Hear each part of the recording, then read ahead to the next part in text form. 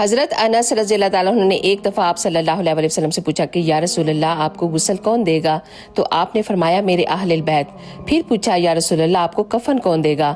کہا میرے اہل البیت۔ پھر فرمایا آپ کو قبر میں کون اتارے گا؟ آپ نے فرمایا کہ میرے اہل البیت۔ پھر پوچھا آپ کا جنازہ کون پڑھائے گا؟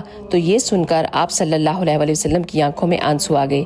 آپ نے فرمایا کہ جب مجھے غسل دے دو تو سب باہر چلے جانا، سب سے پہلے میرا اللہ سبحانہ و تعالیٰ مجھ پر اپنی رحمت نازل فرمائے گا، پھر جبرائیل اور میکائیل آ کر میرے لیے دعا کریں گے، پھر ساتوں آسمان کے فرشتے آئیں گے، وہ بھی میرے لیے دعا کریں گے، اس کے بعد میرے گھر والے آئیں گے، وہ بھی میرے لیے دعا کریں گے، اس کے بعد صحابہ اور سب ایمان والے لوگ آئیں گے، وہ بھی میرے لیے دعا کریں گے، اور جب سب دعا کر کے چلے جائیں تو پھر مجھے اللہ کے سپرد کر دینا۔